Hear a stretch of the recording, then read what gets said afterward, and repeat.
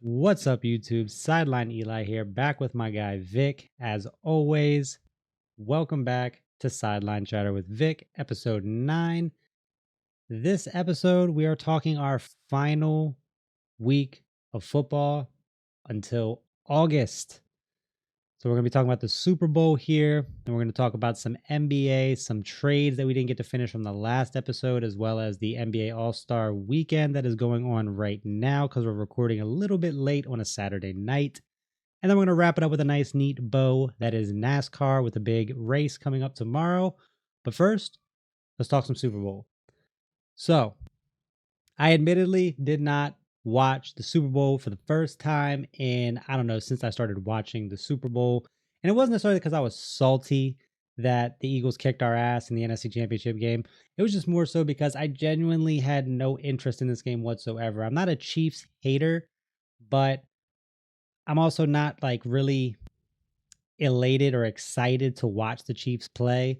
Rather, it's interesting calls, which actually didn't seem to go their way whatsoever in the Super Bowl. I did catch some highlights and I saw some chatter on social media. And of course, I really didn't care to see the Eagles win, even though I kind of knew that that's what was coming.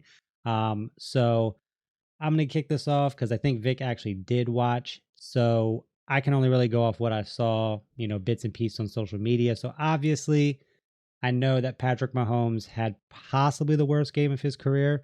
I mean, you can't just stat. This is why you can't just stat sheet watch, because you look at the stat sheet: 21 to 32, 257 yards, 3 touchdowns, 2 interceptions. You'd be like, oh, other than the 2 interceptions, that's not a terrible game.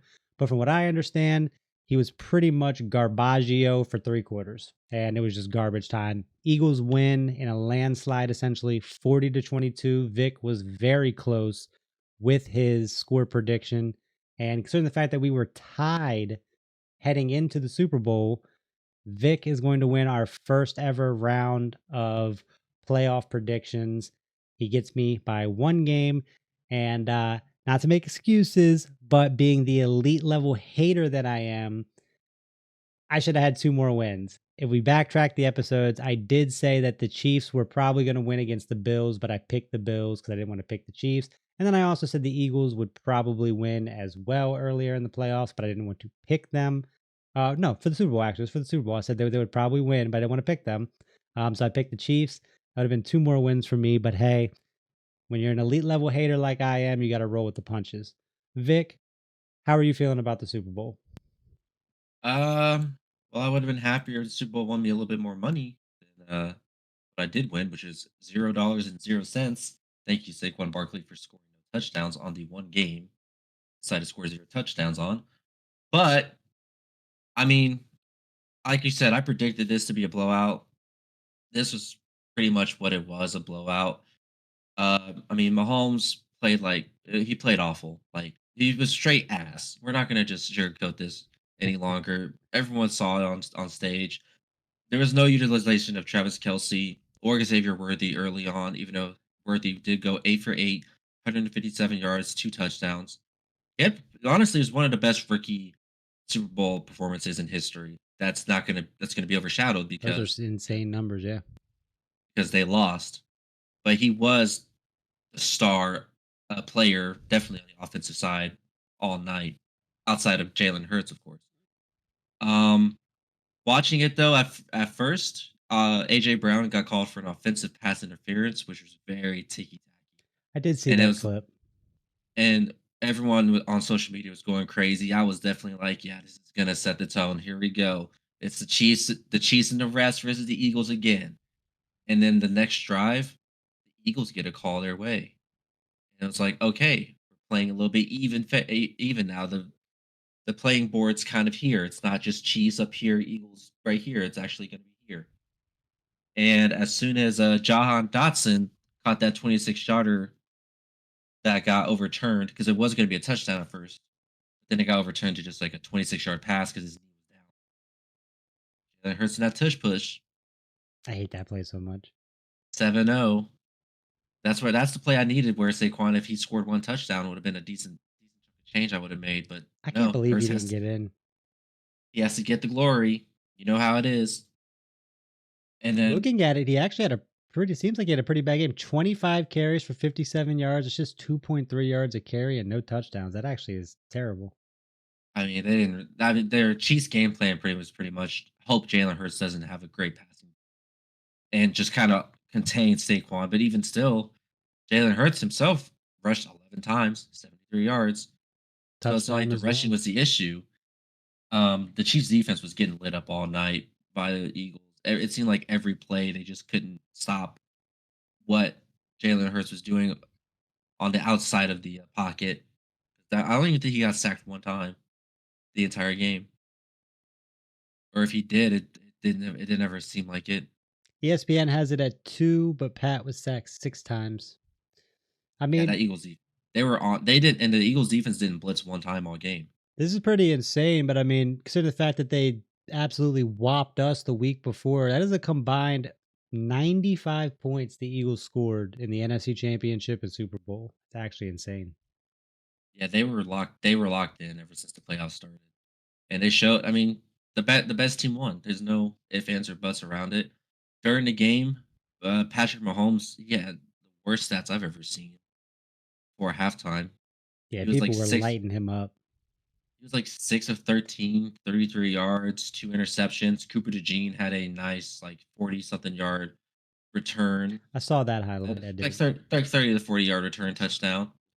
Here's another highlight of who I thought was going to score over the weekend, where there'd been a punt return, kick return, or an interception, and I didn't place that bet either. So I'm definitely still a little salty 1 week later from all this. But nah, from the outside looking in, though, this was slaughter. This was pretty much like the Kendrick Drake halftime show. It was just pretty much just absolute disrespect. Chiefs, they are who we thought they were at the end of the day. They got a lucky 15-2 season. They barely beat the Bills. They barely, honestly, they barely beat the Texans, who were beaten up and battered. Like, Yeah, healthy 'cause they only Texans team had might have won that. exactly.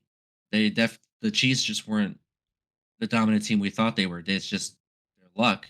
It ran out. It did, and the big one too. It is crazy to say luck got them to the Super Bowl, but we talked about it. I think that was our very first episode. You know, we talked about were the Chiefs at the time the worst undefeated team ever, and you made a good point with the Steelers from a couple of years ago. But yeah, I mean, it like you said, it showed big time in the big game. No, I don't know how you were gonna like recover from that, because Travis Kelsey, he might not have he doesn't have that many years left. Did you He's not see their being payroll? I did not. What's their payroll look like? It's something insane where it's like Patrick Mahomes, Kelsey, and like one or two other guys are taking up like 70% of their cap or something. It's something crazy. It's I I wish I had that pulled up. I just popped into my head. And that's with guaranteed money, I don't know if it's guaranteed. because guaranteed versus, like, bonuses are like way different, because you can lose bonus money at any point, but guaranteed money, it's like you can't lose that at all. Another Right now highlight they from the have less game. than 1 million in available cap. Yeah, they're gonna be screwed for the next couple of years, because the Patriots were like that during the Tom Brady era. After we won our 3 trophies or whatever. There was we had like a 10-year drought where we didn't win the Super Bowl. Whether it had been like the 18-0 game where we should have went 19-0, or the time Brady tore his ACL, we went 11-5 and still didn't make the playoffs.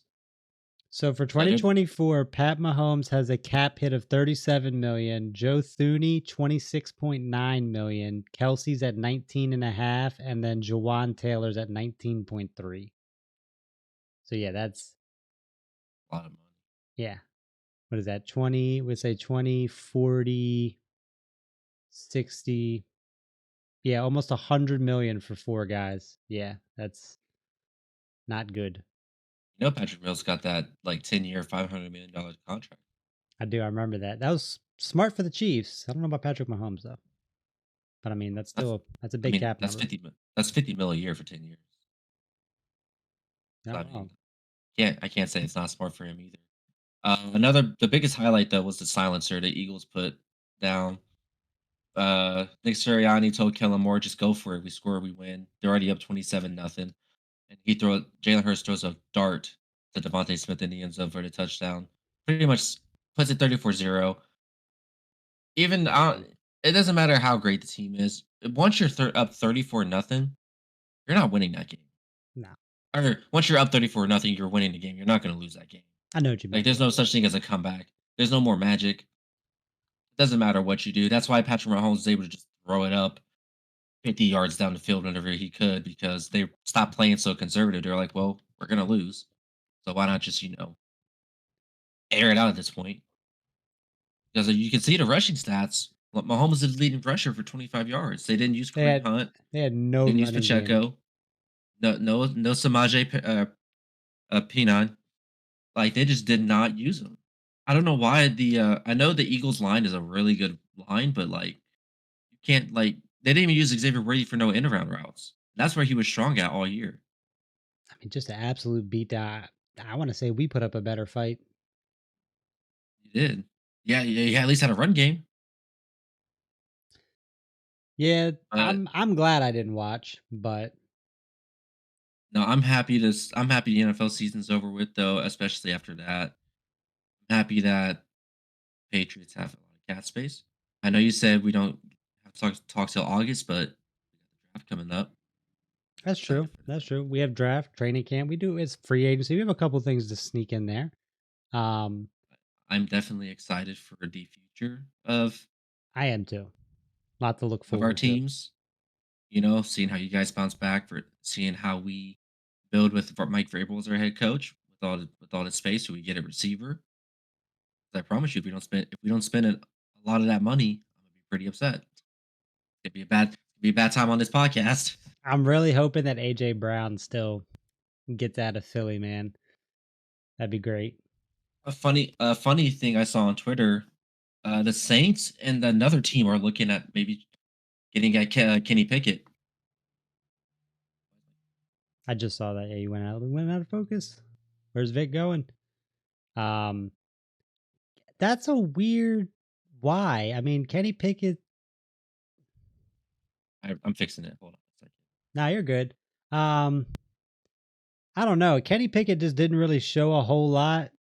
I feel like quite the opposite. I don't know. I don't know why. I hate to talk bad about a guy, but I don't know why any team would want to make that move. You know what I mean? I mean, well, he did start on the Steelers for a couple years.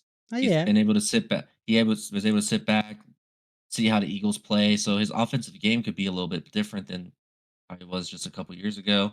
But he's a Yeah. Super Bowl champion now in We saw yesterday's him. price in today's price. We saw him in a little bit of action when Hertz was out. He actually got that concussion playing us the second time around, and then what sat out the last 2 weeks.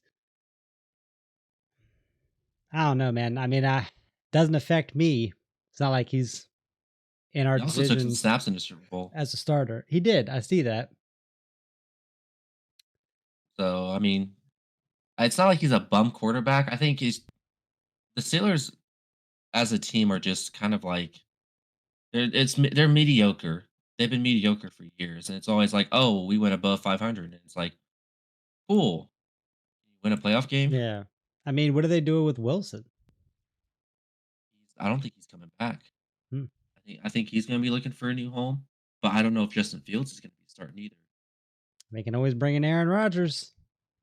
They can going back to the Jets if they really want to go below 500. They can get Aaron Rodgers. Perk That whole Rodgers. situation's sad too. He's going out pretty sad. That's why I'm pretty Ever- sure he's going to try to play one more season, see if he can redeem himself. They told him. Did you see the reports? They said that he was told he can't be on the Pat McAfee show, and then so he didn't like that. I I guess didn't. because they were trying to say it was a distraction to how he to like his actual playing. I don't know, man. I think he's just washed. I think that's all that is. It's like the said, it's like telling Micah Parsons he can't do his podcast. I mean, he's still balling. I get it, but like Jalen Brunson and Josh Hart have do a podcast for the Knicks. Doesn't seem to, I don't know. I don't have a problem with players doing podcasts. I don't, or appearing on shows.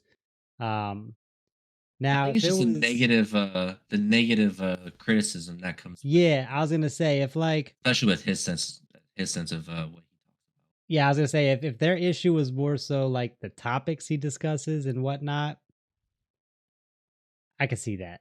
But I don't see it as a distraction, like for his from his game. I just think he's washed. Especially after talking about that, a lot of it was like political, the ayahuasca trips, the darkness retreat. He's just on like He I don't want just to say like a midlife crisis, but I think he's observing himself in another platform that I don't think I will ever understand. he's an egomaniac, man. His ego is just absolutely massive. And I mean, that's just kind of what happens. He thinks he's the biggest thing in the world. And when his play actually backed, when he was playing like an MVP level guy, he kind of got away with it. But like once you start to tail off, then it just becomes a distraction, I guess, or it becomes a lot more noticeable. They're like, oh, okay, this guy he likes himself a lot.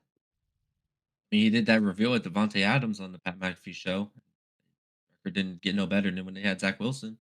Yeah, I mean, it was just a complete disaster. I mean, that's not a bad roster at all in New York. I mean, they have actually a lot of good players.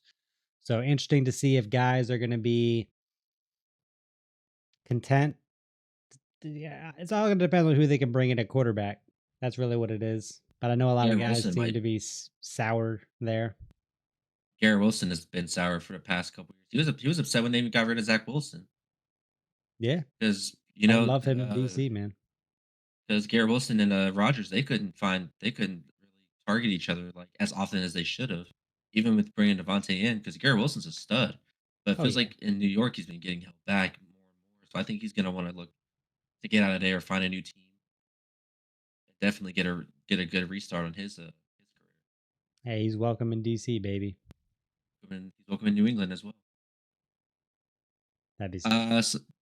So, do you have any final thoughts for the year though before we close out the NFL chapter? Um,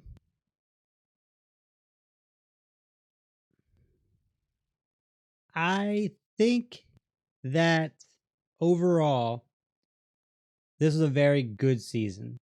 I mean, it's nice when you see, obviously the Commanders were a big surprise, and being a Commanders fan, I love that. But it's crazy, the Lions were one of the better teams in the league. You saw what the Vikings were able to do with Sam Darnold. Um, the Eagles being an absolute powerhouse on both sides of the ball. The Chiefs lucking their way into a 15-2 Super Bowl appearance. I genuinely think that this was one of the better NFL seasons in a while. There was a lot of highs and not really a lot of lows. I mean, a couple of teams out there would beg to differ. Unfortunately, New England, probably the Giants, the Jets, but overall, I really like the season, how the season turned out. There was a lot of disdain almost for like how the NFL is starting to break things up. Prime has a game, and YouTube TV showing games, and all these different networks and everything has have Peacock. But overall, I think I think it was a very good season. I do. I think it was good. The refereeing is still it still needs a lot of work. Yeah. No. Yep. It felt like every week it was just crazy call after crazy call, and then the next week, oh well, they're just not going to call anything now. And then it's like it's kind of like NASCAR with its officiating.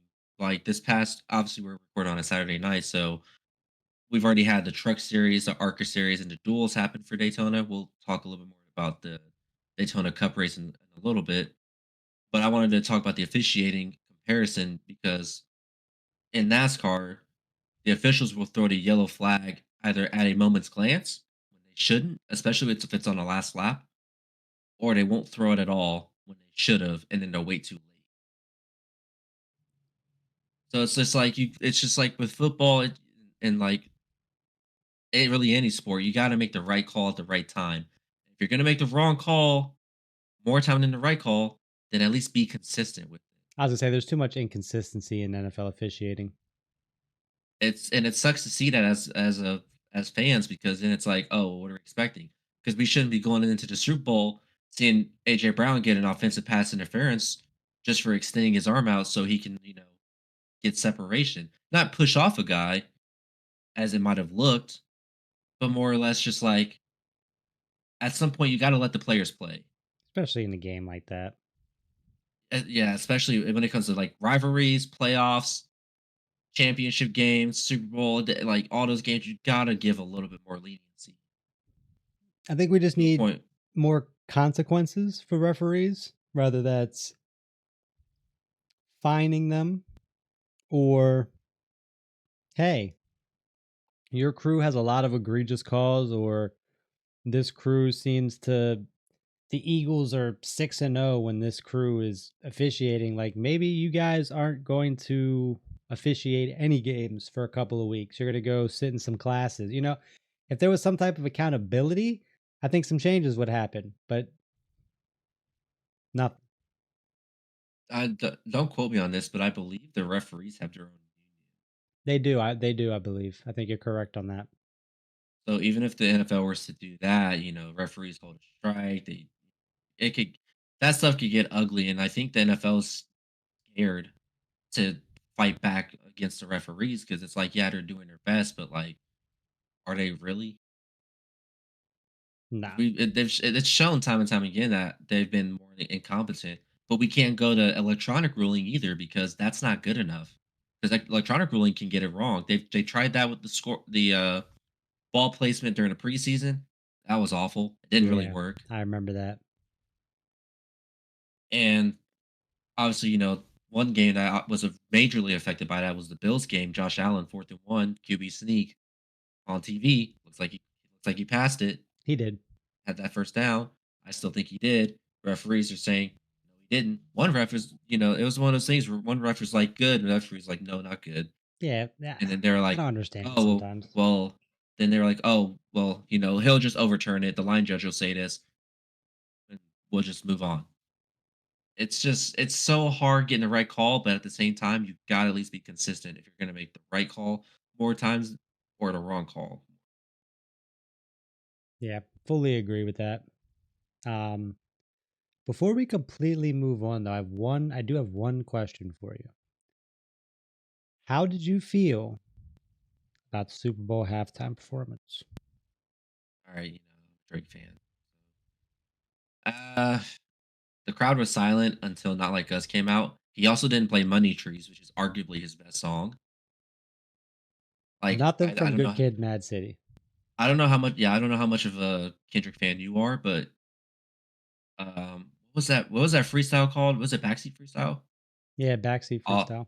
all my life I want money and power, Yeah, respect my mind. Like ADHD. the fact that you don't pull up with the van at least at that. Like I love the car. Don't get me wrong. I love old school cars like that. Especially blacked out. They look blacked out, tinted out rims. I love it. I love my fast cars, but I'm a ghetto kid at heart. I just don't think that Super Bowl halftime performance was all that said it was. Like outside of the Drake beef, what did he have? SZA. That's pretty much it. So I know I'm gonna sound biased, but like being honest, like the whole crowd was silent the entire time, and I did peep. you're not playing your best songs.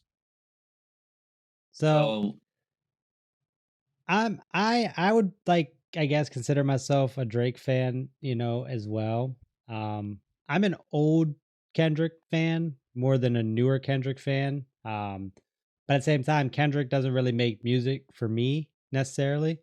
So his older stuff was something I listened to a lot. But I'm also very much so of like, just because I consider myself more of a Drake fan, like I would have beef with Kendrick, and I would have beef with, doesn't bother me that they were, beefing. Um, I actually really thought it was a really good halftime performance. I The message was really good. The performance was really good. Um, but yeah, it was interesting that he didn't perform any of his older stuff. Like I said, nothing like you said, no backseat freestyle, like no ADHD. Um, just I don't and nothing, no swimming pools, nothing from Good Kid, Mad City. I mean, what did he stick to? Damn, Mr. Morale and the Pretty Big much. Steppers, Pretty much. and then obviously the diss stuff. But I don't know. I I liked promise it. you, if he did any of his older songs, that stadium probably would have been bumping. I probably would have been a little bit more entertained, but everyone was just entertained because of the beef he has with Drake. He wouldn't have been at the halftime show if he didn't beef with Drake. If he beefed with anyone else, I don't think he gets a halftime show. I still think it goes to Lil Wayne. Yeah, I do agree with that. I don't know why. I don't want to say I don't know why, but I do feel like Wayne in New Orleans would have been a really good show. Some people even said bringing out Boosie. Like I wouldn't have had a problem with that, but like, how many people actually And like? the NFL is not going to bring out no Nah, Boosie. exactly. But yeah, I was just curious of what your thoughts were. Like I said, I didn't see it live. I went and watched it on YouTube after the fact. Um, I enjoyed it, so I was just curious how you felt about it. I mean, Um, I've never been the biggest Kendrick fan, anyways. Like, if you only drop like one album, what, every like 3 years? Kind of. It's not like his albums are like like the best thing you hear in the world either. It's like I'd rather listen to a J Cole album if I'm waiting that long than a Kendrick album. yeah, like To Pimp a Butterfly, that wasn't like I said necessarily made for me, so wasn't that Damn was all right. It was more of a commercial album. Mr. Morale and the Big Steppers, I feel like is the same category as like To Pimp a Butterfly. So I do. I like Kendrick's old stuff, his old mixtapes, Good Kid, Mad City, and I liked his beef tracks as well. I like Drake's beef track. I liked all their beef tracks to be honest with you. I thought they were all pretty good. So I enjoyed it, but a Well, I lot of mean, people watch. didn't apparently. When Drake headlines the halftime show, he won't even call Kendrick out. Nah, like yeah, Drake definitely has way more. I mean, Drake's just a hit maker. I mean, it's like everything he puts out is a hit one way or another. And I bet you that Drake would play some music from Take Care. Oh yeah, he would probably. I assume he would do some of his biggest hits from all of his albums. Take Care. If you're reading this, it's too late. Uh, Nothing was the um, um, uh, same. yeah, nothing was the same. Yep, that's what I was thinking of. Like he's gonna give you the hit Views. versus Kendrick, who's only gonna give you the one beef song, which was like 4 minutes of the halftime show. It's on its own, and then like a little SZA feature. That's about it. I had Serena Williams crip walking. I was just like, all right, bro, why do we do that? You know what's funny about that is actually she has a half sister that's older than her who was killed by a Crip I know. gang I member. saw that on social media. I'm like, yo, that is like absolutely insane. Like, Because that you would imagine like you wouldn't tote that kind of dance. Like I get like it's an air like it's your area and whatnot, but like kind of a gang move. and then someone pointed out, I don't care. I don't care about this stuff. But somebody pointed out that, she was obviously like there for not like us, but she has a white husband. I was He's just like like, the founder of Reddit. okay. I thought he was like somebody Yeah. like really relevant. But I was like, all right, that whole thing was just kind of cringe at that point. Like, what are you out there doing? Aren't you like 50? No, she ain't that old, but like, come on, what are you out here doing? But when you're the best, everyone's got to hate on you. Yeah, that no bull. I mean, I know she Speaking of the did it. best, I know she did it at Wimbledon or whatever, like years ago. But like, still, speaking of the best, you got the best in the NBA right now. All Star game. yeah, I It's don't. funky format. Yeah, I don't know how you feel. I was gonna say I don't know. I don't know how you feel about it, but you just kind of let me know how you feel about it. So I honestly am indifferent to the All Star game. I never tune in because it doesn't ever appeal to me. At first, it was just more of less one side's just more tanked than the other. East versus West. Usually, it's the East that's always been more tanked. But now they've been trying to do it differently. We're like, oh, for the past few years, it's been the players drafting other players, like Team Braun versus Team Durant. That didn't work, and I didn't obviously mind that. how they how they, but it's how they played was just so bad because they don't care. It's more of less a free vacation for them.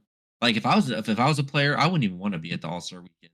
Personally, I'd rather just go home, take like a week off, just relax, get my body back in shape for the second half of the season. Yeah.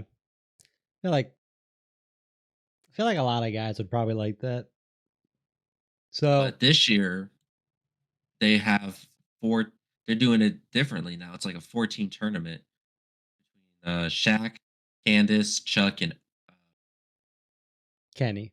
Kenny the Jet, and it's just so weird It is. because now It's they're playing up to 40 points yeah, now. first team to score 40 untimed. And yeah, I don't know. I don't like it. I mean, I don't want to say I don't like it because we haven't technically seen it yet, but like you said, it's just kind of funky. Four teams, technically three, and then what is it? Candace has the Rising Stars. Um, so yeah, we're gonna have two semifinals games. It looks like game one is gonna be Kenny versus Chuck. Game two will be Shaq, and then Candace's Rising Stars, and then the championship game, which also the championship game is just first team to 40 untimed. And then these rosters, man. I don't know. I didn't watch it, so I don't know how these teams were picked, but they seem drastically mismatched. Like horribly mismatched. Kenny is obviously gonna lose, which is a shame because he's got my guy Jalen. But Kenny has Jalen Brunson, Cade Cunningham, Anthony Edwards, Darius Garland, Tyler Harrow, who just won the 3-point contest, Jaron Jackson Jr., Evan Mobley, and Jalen Williams. You actually kind of like Chuck's team. He had Giannis, who is out, but he has Shea, Nikola Jokic, Donovan Mitchell, Alpreen Sengun, Pascal Siakam, Carl Anthony Towns, Victor Wembanyama, and Trey Young. And then Shaq. Okay, so this was not on the list that I saw. So Giannis is out, and so is Anthony Davis because we talked about it before the episode. Shaq didn't have any bigs. He had Anthony Davis, who obviously just got hurt in his first game with Dallas.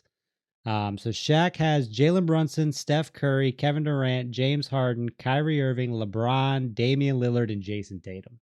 Personally, I don't think anyone can touch Shaq's team. Steph, Jason Tatum, LeBron, and Kevin Durant are still some of the best players in the league. And they are all on the same team.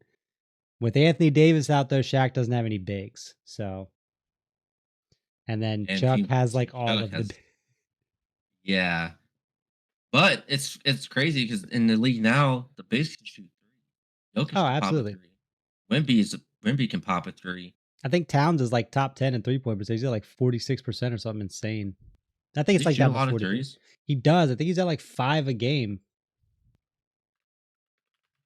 And then but I know they got Alperen Wemby's Sengun. insane. When Wemby he'll shoot like 15 threes a game. But they also have Shea. Shea doesn't shoot the three as often, but he's going to get your free. He's going to get you some free throws. He went last I said he went 6 for 25, 21, 24 just recently, but he had 24 points because he shot a lot of free throws. Yeah, Cat's at 4.8 threes a game, and he's at 43.8% as a big. That's insane. It is. Um, but yeah, I don't know. This all-star format's funky. Like, I think that's a good way to put it. That's what you And said. Team Chuck also has Trey Young and Donovan Mitchell who can also shoot the perimeter. So it's not like they don't have like no perimeter shooters, but they have a lot of big men that can cover the paint and I think the mid range. Trey Young was the substitute for Giannis being out, or for He one of the two was, being out. and everyone was still mad LaMelo Ball didn't make it. I don't remember who the other sub was though, for Anthony Davis being out. I didn't think he had another sub. They I think did. it would have They been Luka Doncic, but I don't think he's playing either. I mean, 2 guys got subbed in because Giannis and AD are out, but I didn't see who.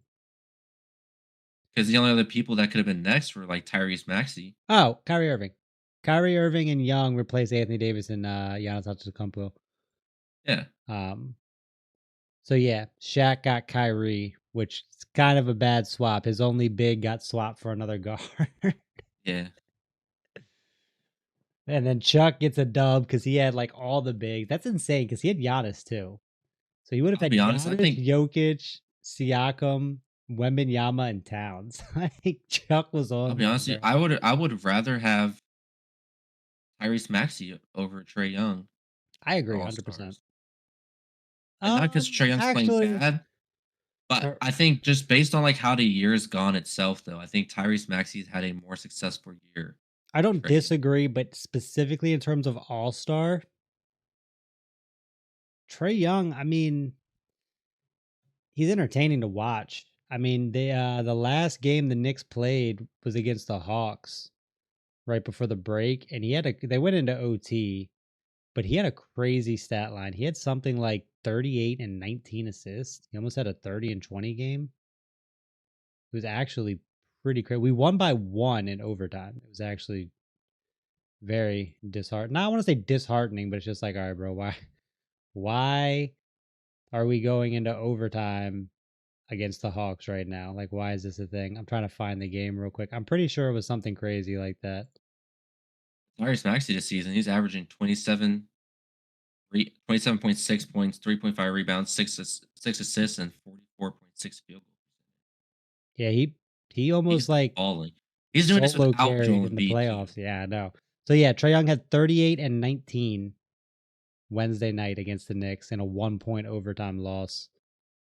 Like that's actually insane. He went 12 of 14 from the free throw line. Cat went for 44, 44 and Tyrese 10. Maxey went for 39 on the February the 9th against the Bucks. 39, 16 for 23 shooting, 5 of 10 from 3, 4 rebounds, 5 assists. Yeah, like without a doubt, Maxey is a better player. But on a side note, real quick, here's how the Well, Hornets obviously season's Trey Young going. is more entertaining. I'll give him The last game the Hornets played on Wednesday night, their top player is a guy that ESPN doesn't have a picture for. It's just a gray silhouette. That's petty. that. So for Ball. our last game, Yeah, Ball was your leading scorer with 16 points. It also says he doesn't register any other stats. There's no way that's true.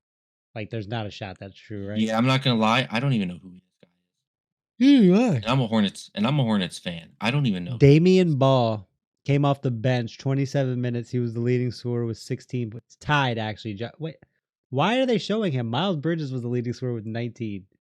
He also did not register any other stats. He had 16, 5, and 3.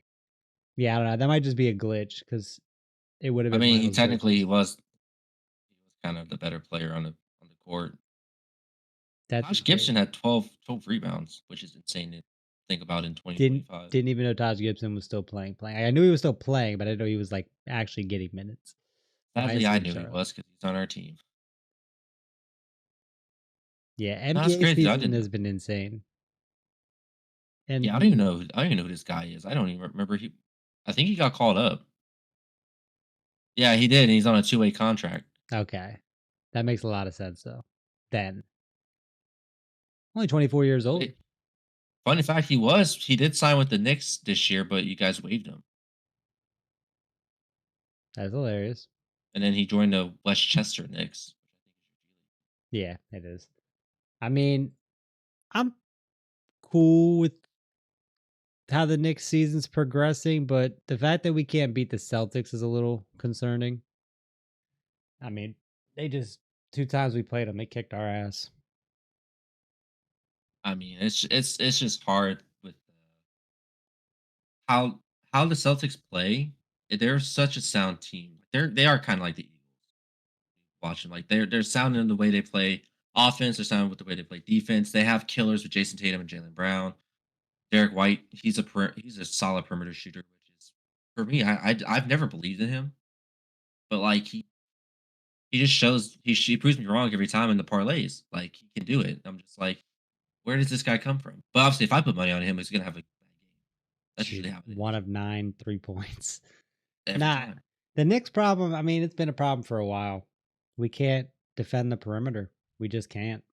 And we get eaten alive every time we play the Celtics. They just turn in their entire team turns into prime Curry and Clay Thompson for some reason. And it's only gonna get tougher from like the more the years come because I know Adam Silver was in talks about a 4 point line. I don't think that needs to I happen. hate. That's gonna He might be the worst commissioner to ever be a commissioner. I'm not gonna. that's gonna ruin the I game don't for like Adam Silver. sure. He was also Like, just talking some other crazy nonsense too. What was it? I know he has a lot of ideas that he just wants to put up. He was getting fried up for something he said like a week or two ago. I can't remember what it was. Currently, as we speak, Mac McClung is probably going to win the dunk contest as well. Yeah, I already jumped over a car. He also dunked two balls at once. Oh, that's what it was. He wants shorter games. He wants like I think 10-minute quarters or something. Yes, he did talk about that. Which I don't know why, because then fans lose out because then they lose out on more game. He said something That's like really what 8 minutes stupid. a He said game. like the NBA is the only league to go for 48 minutes or something like that. And I'm like, have you Yes, not watched an NFL game ever? I think he means basketball in the world. He doesn't Yeah, mean I like think so. other Yeah. sports It's just because I think EuroLeague and stuff run 10-minute games like I said, he or might ten be the minute worst quarters. commissioner to ever be a commissioner.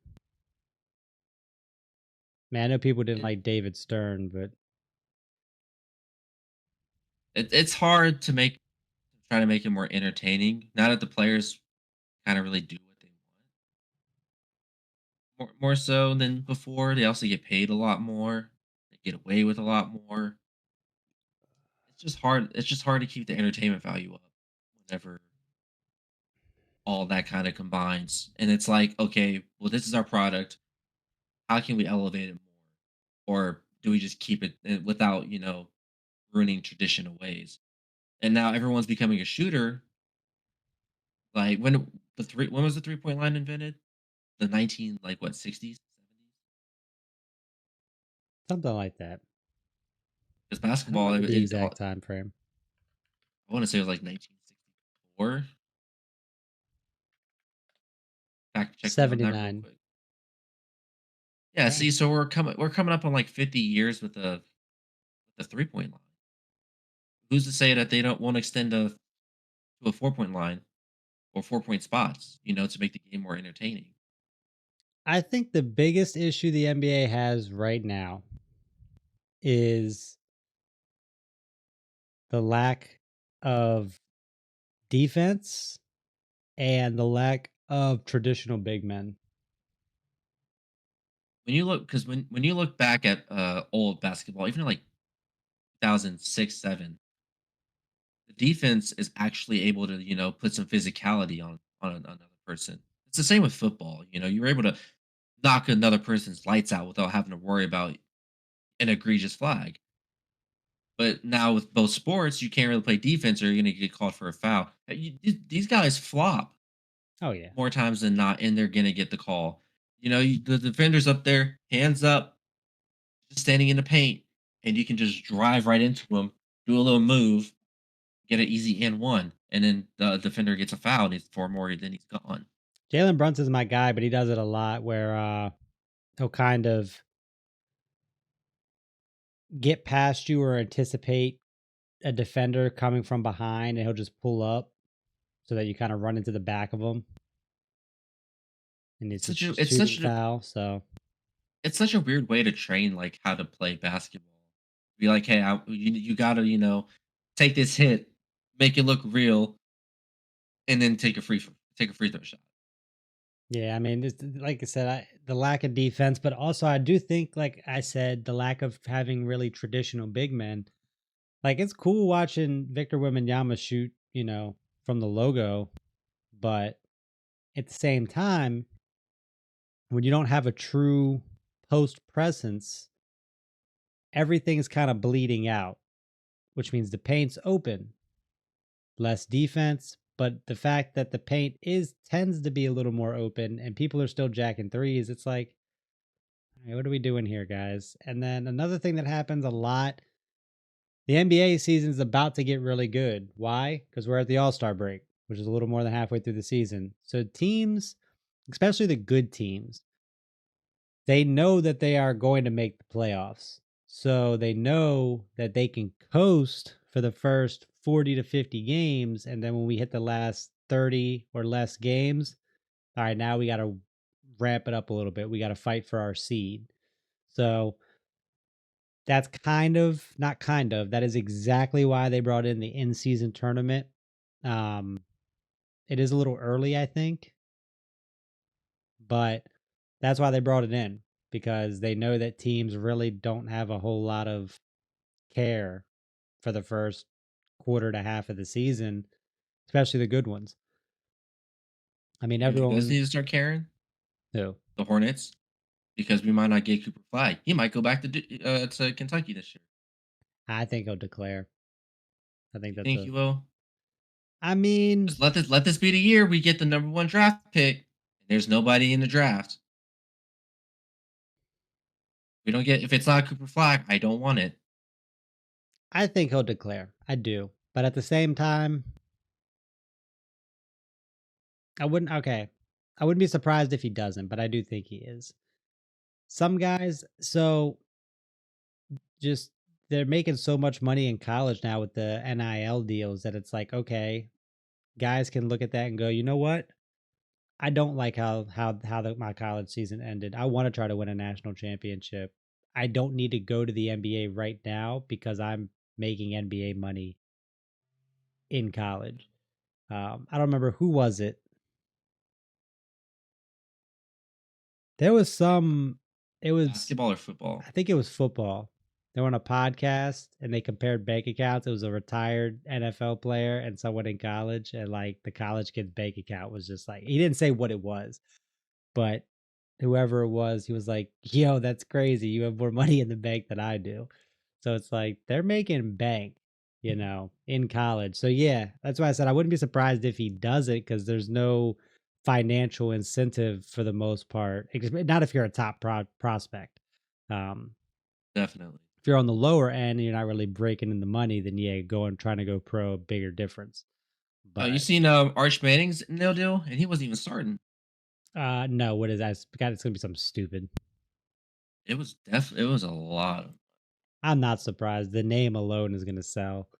But yeah, that would be unfortunate if you guys grab that pick and then the top He prospects are like, signed he signed his name, image, and likeness, the NIL deal with Red Bull excuse me. worth an estimated $6.6 million. That's actually On insane. the bench, by the way. He didn't even have to start. Yeah, like rookies in the NFL, I think with Jaden Daniels cap hits like 6 million or something crazy next year. So like, and he's But picked two. Red Bull is very versed in like the sports world though. They're heavy in the racing scene because Oh yeah, they're heavy in the stunt scene. they were big on. Yeah, That's I was gonna pretty say Ken Block, or was that Monster? Tra- that's Monster. Okay, Travis Pastrana is who you're thinking because Ken of. Who's Block still passed actually a couple years ago, didn't he? recently. Yeah, He's passed recently. shame. But definitely, yeah, Ken Block was like one of the big monster athletes. Didn't do a You Red know, Bull promo though? I could have sworn. maybe if it was, it would have been back in the way before his monster deal. But I think he's been monster for a long time.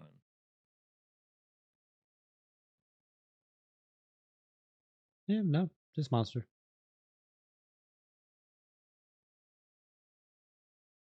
There's a guy named Mike Whitted who was a big Red Bull guy in the drift scene and whatnot.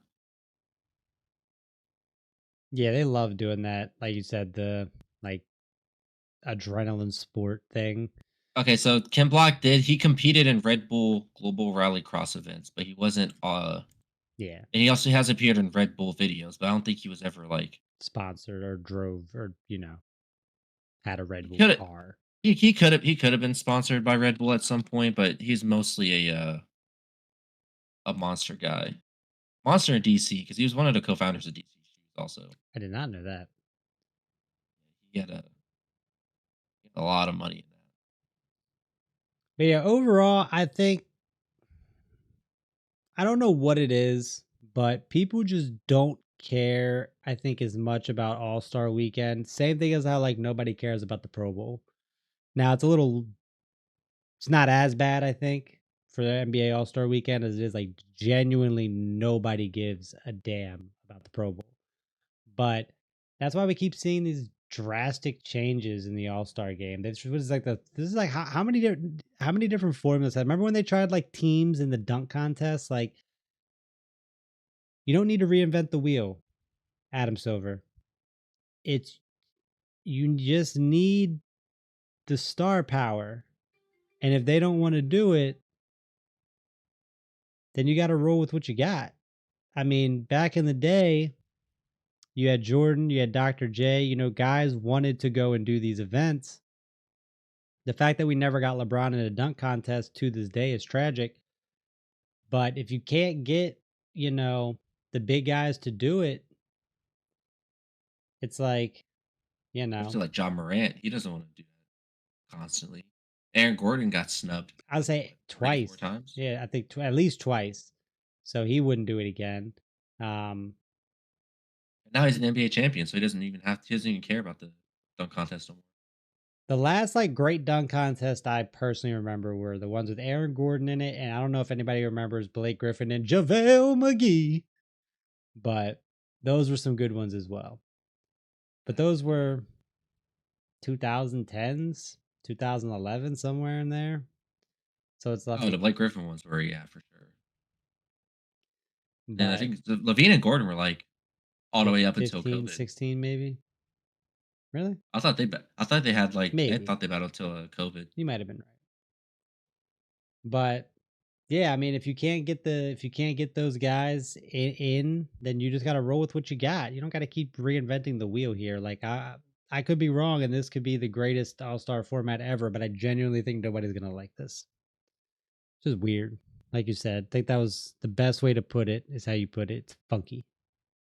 So I mean, looking at the standings right now, as All Star break is here, you guys are 36 and 18, third in your conference. The next team is the Pacers, which is 6 games back from you. That is 5.5, insane I guess, on because tiebreaker. the Pacers suck. And then obviously the Bucks. But I don't think the Bucks matter because they already get a guaranteed playoff spot Your because of camera the went out of play-in. focus again, by the way. Did fuck Yeah. me. I don't know. Your camera's just not a happy camper tonight. It is Um, not. I have never had this issue before. yeah, and looking at it, it's not as drastic as I think it was last season, but you know, the Cavs at 44 and 10, Celtics at 39 and 16, Knicks at 36 and 18. Those are your top 3 East, top 3 in the West. OKC 44 and 10, same as Cleveland in the East. Memphis is at 36 and 18, Nuggets at 36 and 19. I mean, that's both of those teams are worse record-wise than the Celtics, are on pace with the Knicks. Then you have Houston at 34 and 21, LA, the Lakers, at 32 and 20, and then 6 you have the Clippers, 31 and 23. Out east you get Milwaukee at 29 and 24. That's with Giannis missing a bunch of time, and Detroit, which is actually hilarious, at 29 and 26. Honestly, the talent disparity, seems to be fairly even this year. So Yeah, I mean, at least for the play-in and above. Well, the Mavs are the 8th seed. Mavs out west are 30 and 26. The 8th seed is Atlanta at 26 and 29. So I guess around the 8th seed is where it starts to really disperse, or the 7th seed. So let's say the actual playoff teams, 6 and above, 6th seed and above, both conferences, pretty even. It's the back half that clearly the West still has better teams. I mean, obviously the Wizards are 9 and 45. The worst team out west is New Orleans at 13 and 42. But I really it sucks that the NBA has a viewership problem because in my humble opinion, this is the best it's been in a while. simply because there really are no super teams. That's kind of not a thing anymore. I do kind of forget sometimes that Kristaps Porzingis is in Boston because he's injured a lot. So that would probably be the closest thing to a super team where they have Jason Tatum, Jalen Brown, and Kristaps Porzingis. But most teams have duos. I mean, we went to duos quite a few seasons ago. But the Knicks have a duo, Jalen Brunson, Karl Anthony Towns. Before Porzingis, the Celtics had a duo, Jalen Brown, Jason Tatum. Cleveland has a duo. I mean, And Garland and Mitchell, but they also have a lot of really good players as well. Um, OKC, OKC is just really good, but I wouldn't consider them like a super team. Memphis, Shy and Chat are definitely a top duo. They're yeah. a duo. Oh yeah. Denver, Nikola Jokic, Jamal Murray. So I really do. I like the duo system a lot better than just Cleveland and Golden State. You know what I mean? Um, yeah, so it does suck. I think that the NBA has a viewership problem, and I low key contribute to it. But being a Knicks fan, it's hard to catch the Knicks game sometimes. So I I wish. mean, do you guys think you're gonna make it? Think the Cavs are gonna fall down, and you guys maybe pass the Celtics in standings? Or do you guys think you just stay your third position for the rest of the season and just kind of I think the play top whoever three gets that six? seeds in the East are pretty much locked in. The Cavs could fall and the Celtics could jump up, but I don't think the Knicks are. The Knicks aren't falling, but they're not rising either. They can't beat the Celtics, and I mean we're 8 games behind Cleveland. So All it takes is one win and one loss, and that turns to six. I mean we're at Doesn't 44 games, so a little over half. So I mean, yeah, there's still 38 games left. So it's certainly possible. I don't know. I think those are your top 3 seeds: Cleveland, Boston, New York. Out west, that's a different story. Memphis at 36 wins, Denver's at 36 wins, Houston's at 34, and the Lakers are at 32. So a lot can, and the Clippers are at 31. The Timberwolves are at 31. Mavericks are at 30. So yeah, a lot of change could happen out west. But the East seems, I don't want to say set in stone, but at least the top 3, I don't think they're moving. I mean, there's just, like you said, there's still a lot of NBA to play. I hate to say it, but obviously injuries happen. Could happen to us, could happen to Indiana, could happen to Boston, Cleveland, it could happen to anyone. Um, but I don't think there's any team out east better than New York, Boston, or Cleveland. Not particularly close. The Bucks, if they were healthy, but who knows when that'll happen. Yeah, I don't even know. I don't even know when Giannis' timetable is back. I don't know if he's coming back right after All Star. If he's coming back middle of the second half of the season. How much basketball has Giannis even played this year? Not a lot.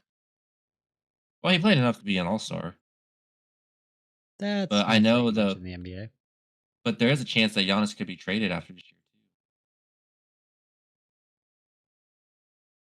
All right, ESPN That says he's played in 41 games, and I don't think I believe that. I believe it because he has not missed a lot of time, but he's missed a significant time to where they're losing those games. But they're also playing pretty bad. That's why they got rid of Chris Middleton. Uh, Picked up Kyle Kuzma to hopefully get some change in the team. But what do you remember where we left off at for the draft or the not the draft, the trade talks? Because I know we wanted to dive a little bit more into those.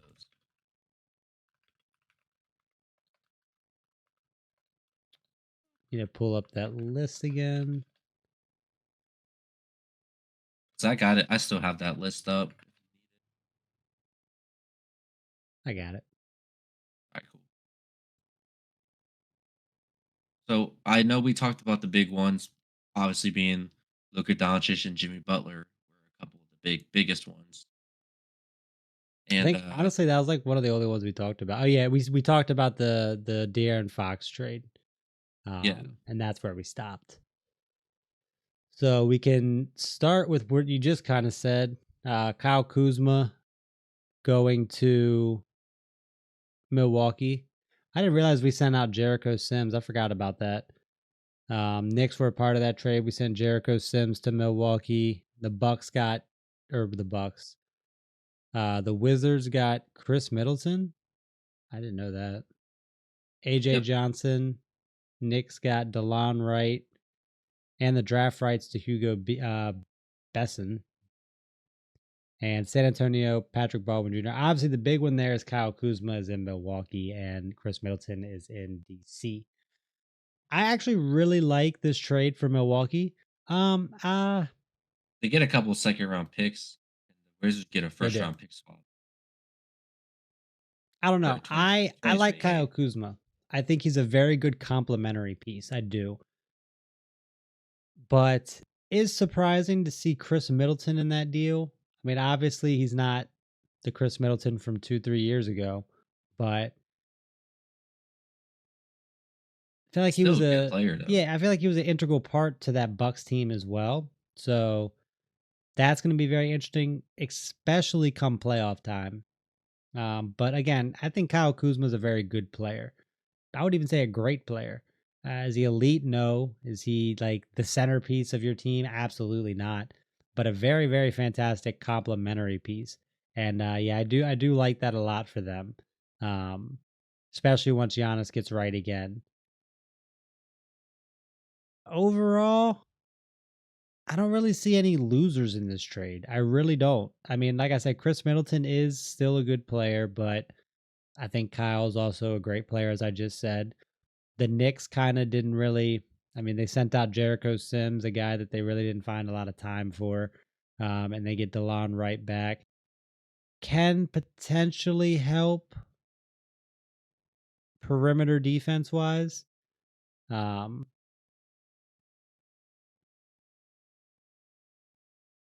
but yeah, I don't really.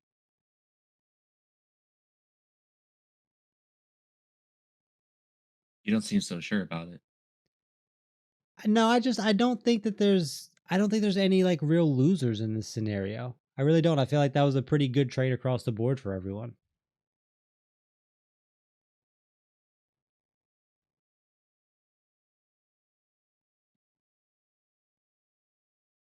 Good. I mean, you never know who could.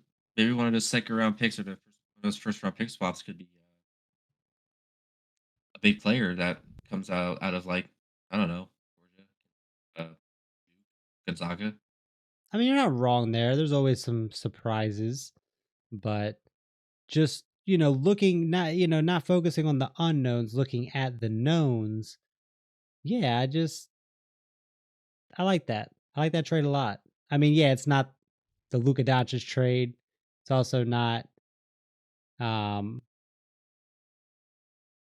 De'Aaron Fox in San Antonio, but it's a very balanced trade, which is kind of, I don't want to say rare, but most teams are looking to get a one up on everyone. So yeah, very balanced trade there.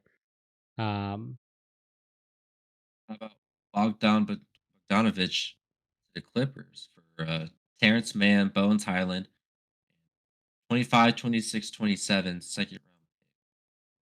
so that feels like a win now type of move for a team that, I mean, they weren't finding minutes for those guys, right? So anytime you can take some guys that you really weren't planning on utilizing all that much and get a win now piece like Bogdanovich, who I really like as a perimeter shooter, obviously, I think that's a dub. Now, I don't know about the return. Again, when you send a guy like that out, it's more than likely a cap move, cap relief moving forward.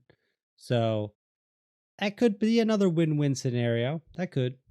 I'm a Terrence Mann fan. I liked him when he was on the Clippers. I think he wasn't getting enough time, especially when James Harden came into the mix. I think that definitely hurt more for his career, and I think he needed to get out of there more sooner than he needed to be there.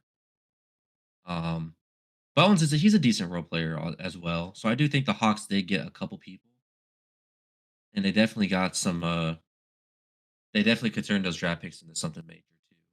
Obviously, like you said, the Clippers are in a win now situation, especially since playoff P is kind of approaching a little earlier this year by playing pretty bad.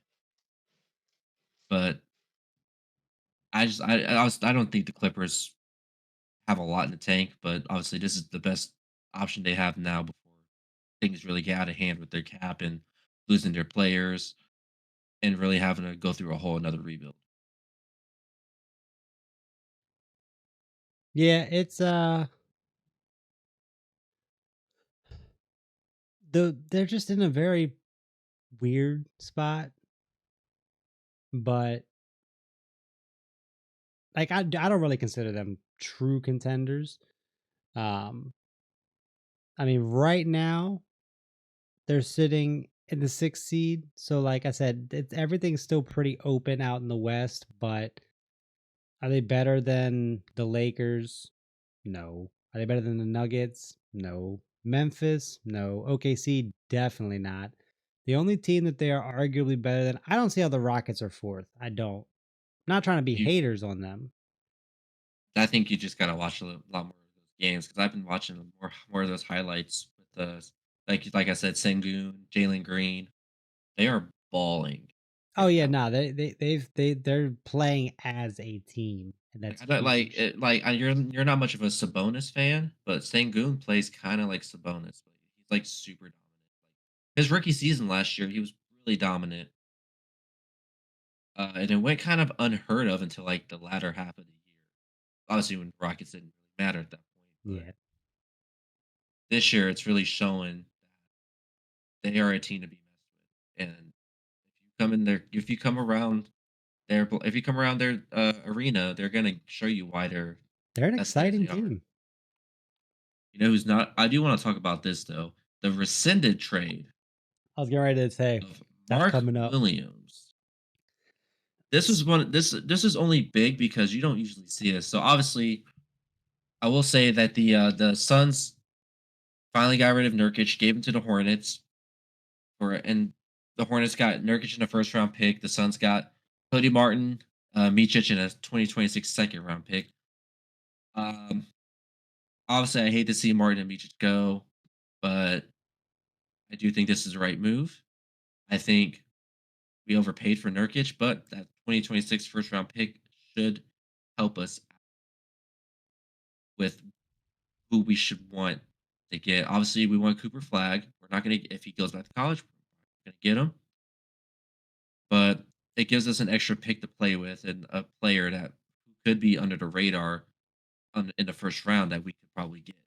Yeah, And the Suns are playing pretty bad this year as well. So having that low draft pick, the lottery, is really could going be to help us big. out. And with the rescinded trade, the Lakers missed out on Mark Williams. We missed out on Dalton Connect, Cam Reddish, a 2020 or 2031 unprotected first rounder, and a 2030 pick swap because Mark Williams could not pass his physical. Lately, he was out with a left foot injury.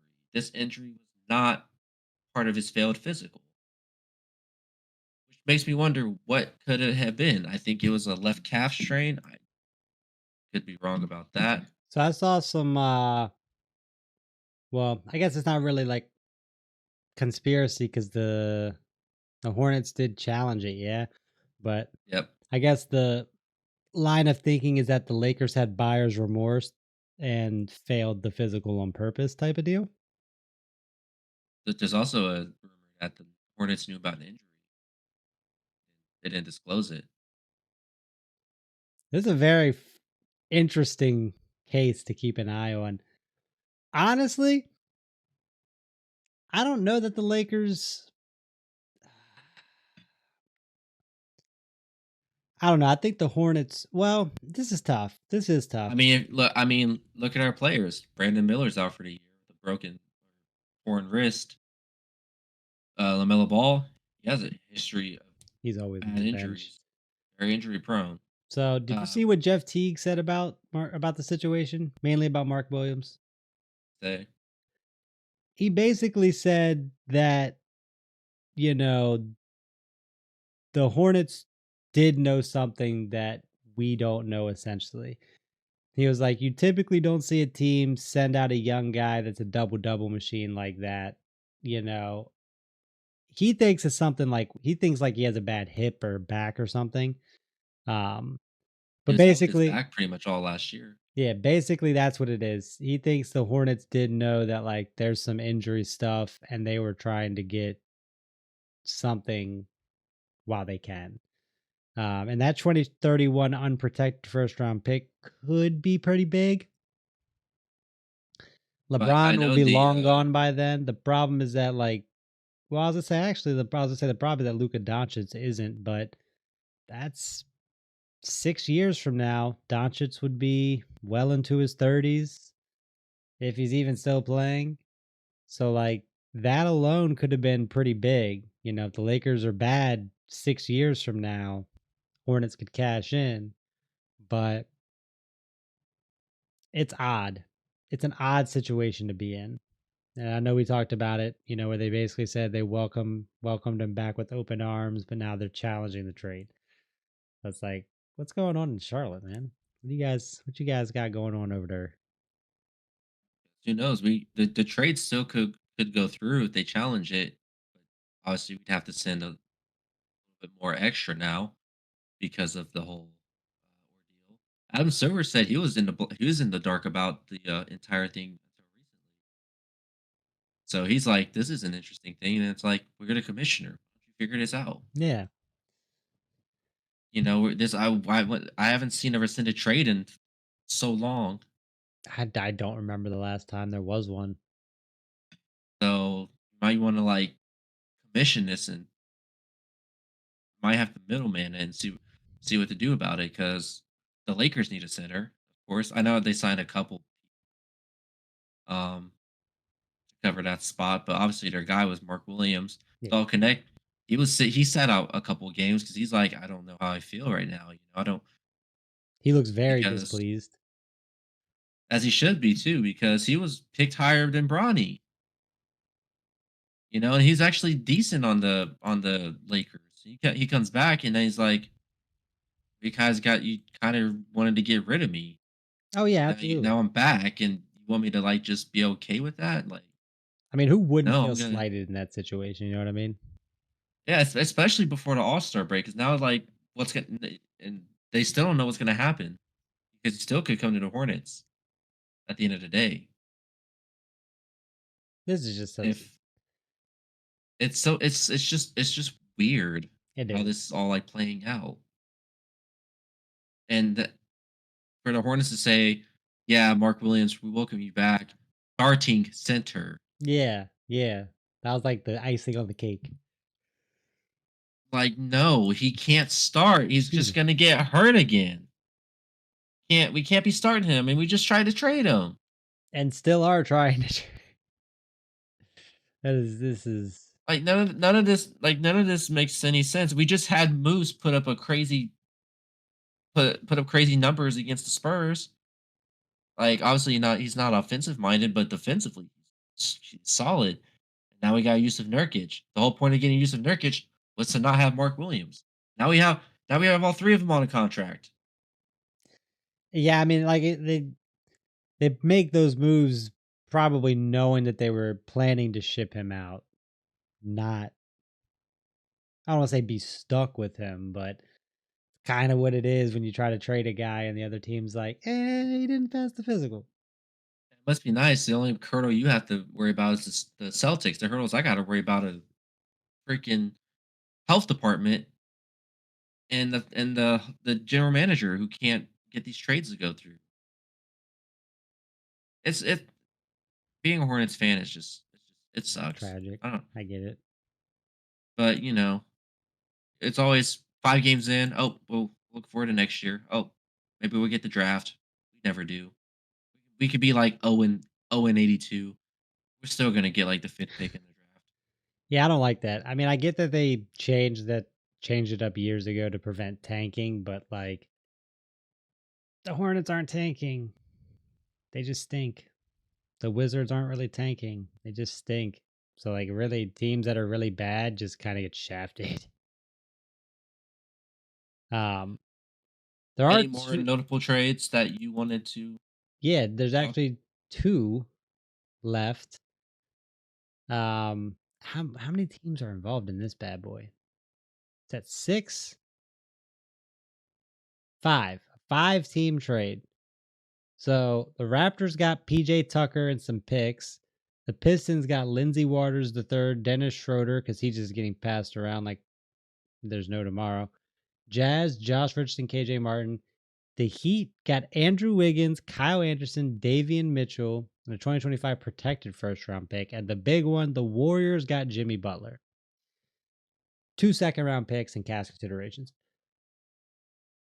I think the Warriors are putting together the all wash team. No, I'm joking. I actually really like Jimmy Butler in Golden State. I think that would have been better 2 years ago. But I think he's like exactly what they need, like perfectly.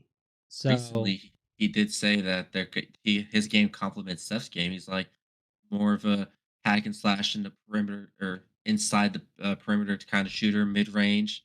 Steph's on the outside. They can either double team him, and I can just go up and do my thing, or I go and do my thing and leave him open out into three. I chuck it out. He tosses it.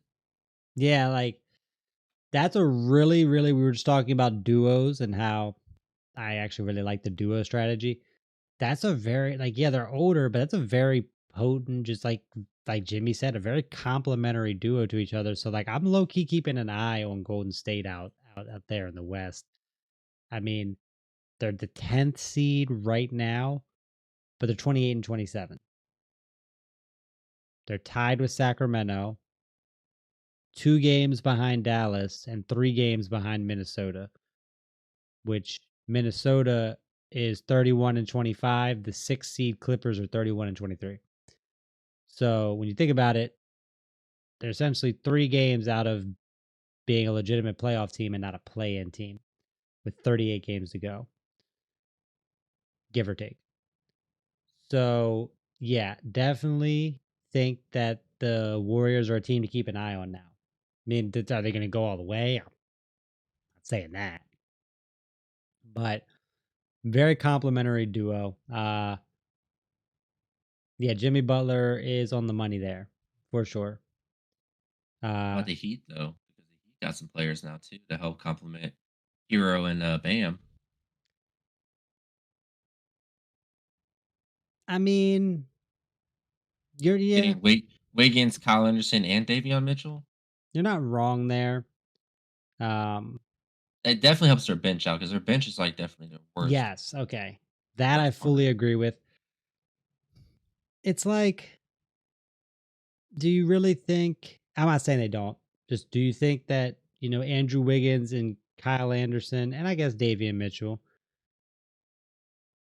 Do you think that cumulatively they can provide the impact that Jimmy Butler does as an individual on the court?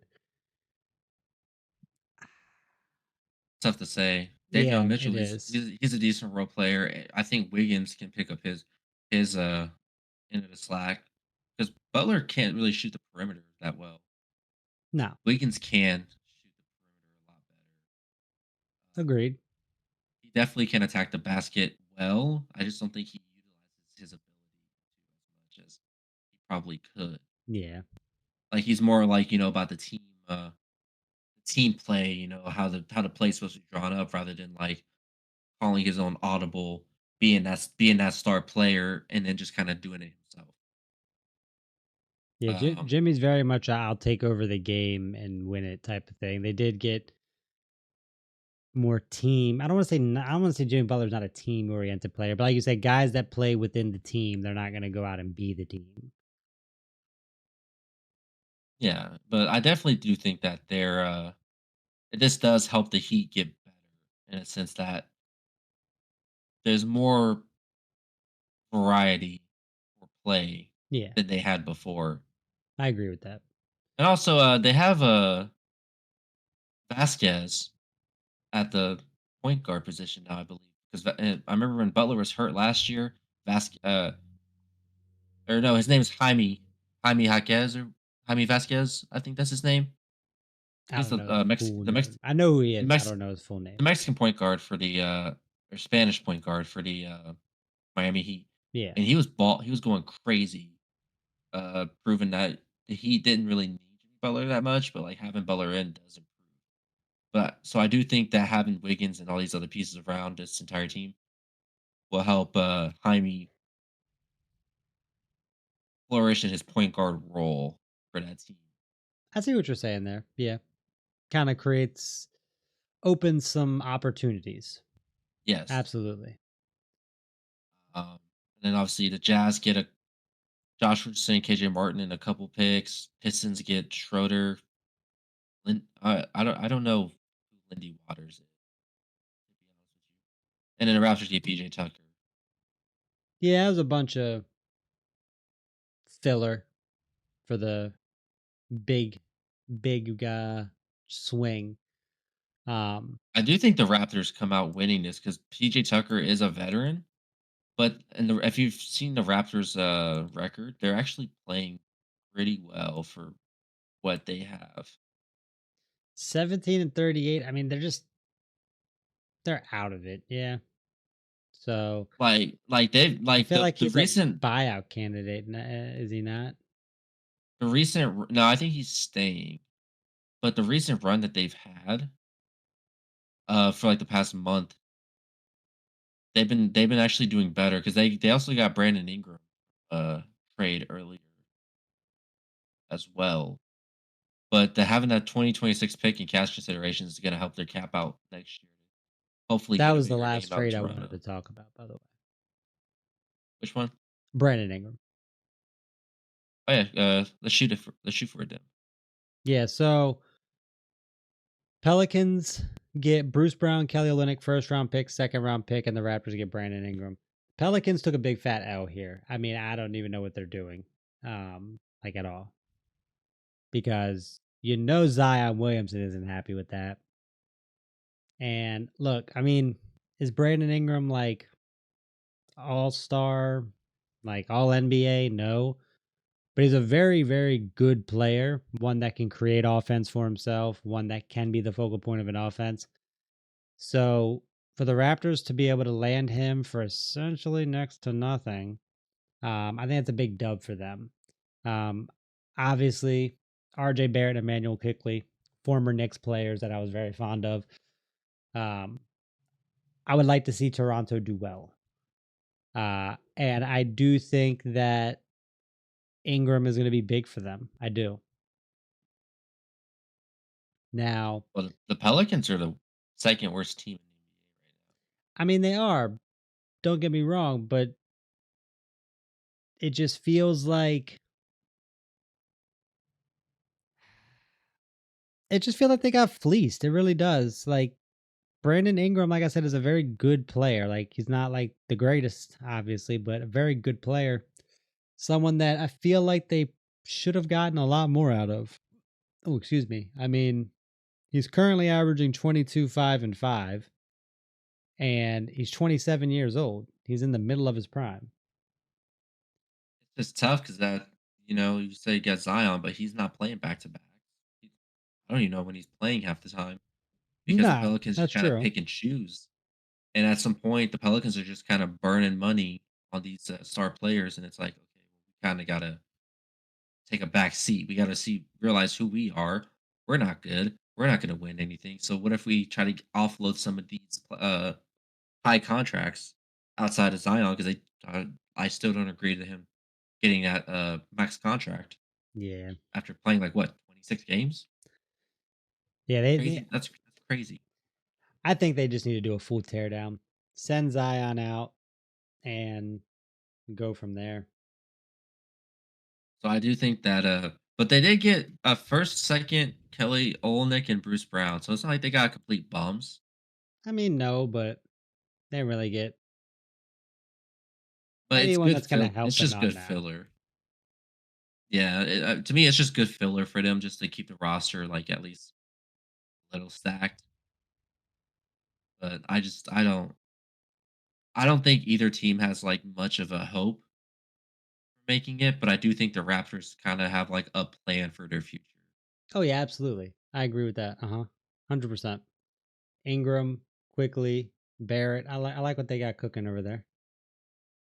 Now, whether they all stay together after this year is one thing to say, Yeah. but I was obviously all sports are businesses. Anything can happen. But I mean, when it comes to the Pelicans, the Jazz, the Wizards, and the Hornets, it is certainly a race to be asked.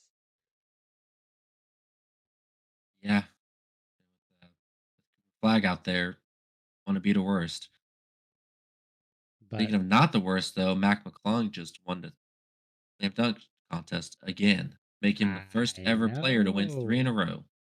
that I did not know. I thought it was two. That is insane. Good for him. Um,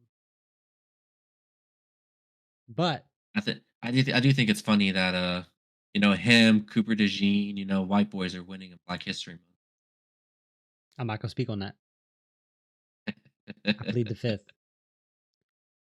But speaking of race to being ass, there's a big race coming up tomorrow, is there not? There is, and instead of the race to being ass, you're racing to not be last. By last, I mean 41st. I have not seen a 40 car field in a long time. In the Daytona 500, the inaugural, unofficially the first race of the season that actually counts towards points and whatnot. Obviously, 2 weeks ago we had Bowman Gray. That came out. I don't know if you saw any of the highlights that I sent you. I did. Chase Elliott won. I didn't obviously I didn't show you all the highlights because you would have that means you would have watched the heat races, which would have been those are just more like the qualifiers to make the main event, pretty much. Yeah, we talked a little bit 'Cause about it. you get the heat one, heat two, and then the last chance qualifier if you didn't make it. And I think those top two make the final race. Um, it was a really good turnout at Bowman Gray. Just to give a little quick rendition. Lot more carnage than I expected for a short track, but definitely a lot of hot heads, a lot of the same people that you expected to cause the wrecks, like Joey Logano. He's a Really? every he has like the shortest attention span to just like not cause an accident. He literally hit Christopher Bell into Carson Hocevar, turned Carson Hocevar. Carson Hocevar is also a maniac driver. But I like him though. That's what makes him entertaining. Um, And the turnout for that event was just so good. Chase Elliott versus Denny Hamlin. Ryan Blaney came coming back from pretty much dead last to almost winning. Kyle Busch wrecking. Uh, Ty Gibbs popping his car in the air, which trying to wreck another driver. That's crazy. He's just because he was upset. He was just trying to like give him like a little love tap. Just give him a little turn. Be like, hey, don't mess with me. Popped his tire onto it. Justin Haley's tire, and once it did that, boom. And I will tell you right I didn't now, see that. landing that was in the heat races, Ah, but landing on the car with when you're sitting the way you are, because you're positioned like straight up, kind of closer to the wheel than you would in like a normal car. Landing pretty much tire side down is the worst for pain that you can have for your back yeah, it doesn't sound very. because you're sitting stiff. You can't move. You're strapped down. So just imagine like almost like a roller coaster, just like landing. It's like 3,000 pounds of force onto the ground. Like it's not fun. So it's kind of like his own fault that he landed like that. Chase Elliott gets a pretty dominant win. He led most of the laps. I had him. I would have had him winning this race too. And I do hope that they come back next year for the clash at Bowman Gray. Really good turnout. Really great event. Really great track. And hopefully they can do more like this with other tracks across America that are old and run down. Just renovate them, bring them back to life.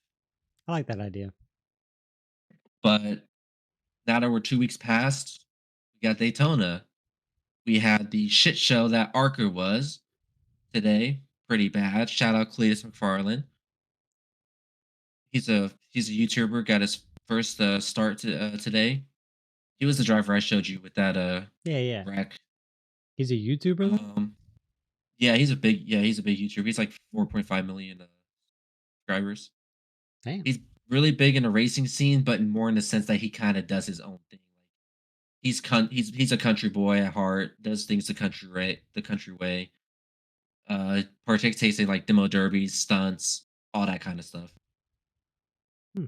Uh, we had the truck race yesterday, which was also a fustercluck with the NASCAR officiating. You know, we're calling the cautions. We're not calling the cautions. We can't get that into play. And then we had the Xfinity race today, which ended in a caution, Huh. literally How on the does it final. end in a caution? So on the final lap, once the leader passes the white flag, if there's a caution, then the race is over. Because there's like less than one lap left. There's no reason to run it. But if it's like four to go, three to go, two to go, and there's a caution like there was tonight, then it goes into overtime, I know and that it was a keeps thing. going in, and it keeps going into overtime until you hit that final caution Hmm. for that final lap. But Overtime in NASCAR. Did not know that was a thing. last year we had 7 overtimes, and it was the worst thing we ever saw. In one race. Y- yes, because overtime only happens if they don't reach the final lap. So at that point, then it's like they only race for with two to go. So then it's a green white checkered. You know, they'll do a couple laps with the pace car, and then once the race starts, they'll get a green flag, and then the next flag will be the white. Well, they kept wrecking until they can get to the white, so a lot of people ran out of gas. Really? Yeah, Huh. it was pretty bizarre to watch. That's And the hilarious. wrong and the wrong guy won because the wrong guy that won made the playoffs and eventually won the championship because of that one blunder of a race. That is hilarious. They So ran out of Daytona's gas. so Daytona's this week. I'm excited for it. I've kind of shown you the list of drivers. I know you don't have a favorite yet, but hopefully tomorrow or by the time this video goes up, we'll be live watching this together. Who do you think that you would have winning this race? Obviously, Chase Briscoe starting at the pole. Then you got Austin Cindric, Bubba Wallace, Eric Jones, and William Byron topping out the top five. Hmm. I mean, we talked about it a little bit before the episode, where I think I'm pulling for Team Gibbs. Any of Gibbs' drivers, being a Commanders fan, it just feels right, you know. Yeah. Um, so like Briscoe obviously would be a strong candidate. I feel like, um, Now, what you need to know about super speedway racing is it's very unpredictable. yeah, Super speedway racing is more or less just based on luck rather than more pure skill. Like obviously you want to put yourself in position to win, but it's 500 miles. It's a long race. stamina. I mean, I know they're not Gibbs guys, but like, I feel like Denny Hamlin or even Logano wouldn't be bad. Fun fact, Denny Hamlin has 4 Daytona 500 wins. Really? See, I didn't know that. A lot.